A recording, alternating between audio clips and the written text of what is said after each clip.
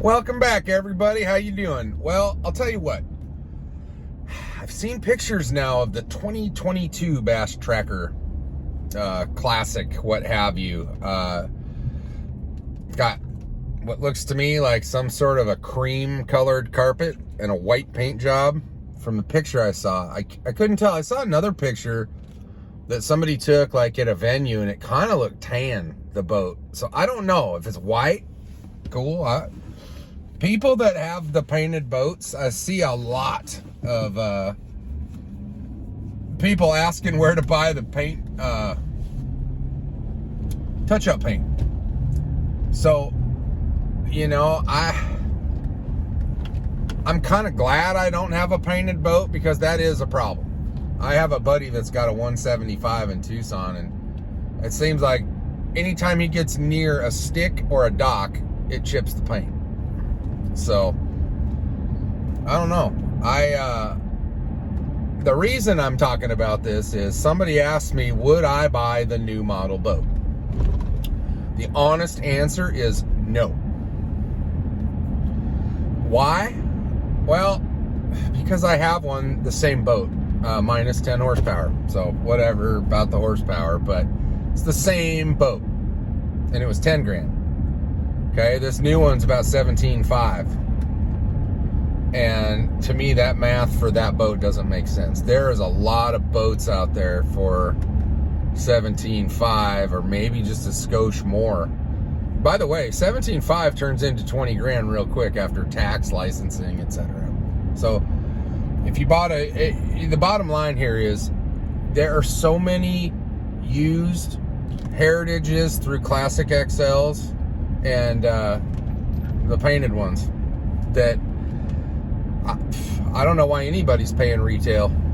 You know, they must just have money falling out of their pockets, because to me, a Classic XL or these painted classics, I mean, you can buy them all day long for 12 to 13 grand. Some of them are upgraded. They got maybe have a spot lock trolling motor on the front, or 9-inch fish finders, maybe Panoptix. You're probably gonna pay. If I were to sell my boat, I would feel totally comfortable helping somebody out and leaving everything on my boat. I would probably sell it for 13 grand with the with the live scope, the Garmin up front, the Terrova. I got a Lowrance 9 at the dash. Yeah, I'd probably ask 13 grand.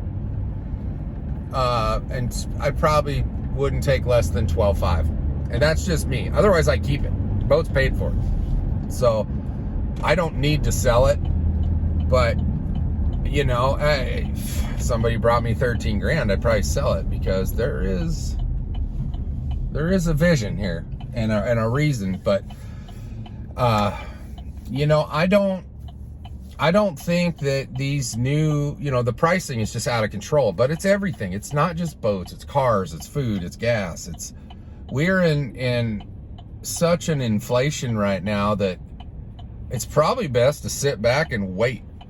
If you're going to buy something, that's why I'm going to wait on this boat thing. I think there's going to be a burst to this bubble. It might not be in a month, it might not be in 6 months, but it's coming. So I will probably make a decision then. But in the meantime, I got a nice Bass Tracker that I love. And you guys know, for those of you that don't know and haven't seen the old videos, that boat will do whatever. I've never been scared in my boat. And I have been in some pretty amazing places with it. You know, you do have to be aware. You're not going to put this boat out in the Great Lakes when there's 20-foot swells. That's just asinine. But you're also not going to put any other boat in there when that's happening. So, the Tracker, I have nothing bad to say about my boat. I've been taken care of by Bass Pro Shops and Tracker Marine. They don't, I really haven't had any issues. I can tell you though, I think I'm gonna need to do the bunks on my trailer here soon. And those have been replaced by Tracker Marine back in 2018. When I got back from my trip to New York, the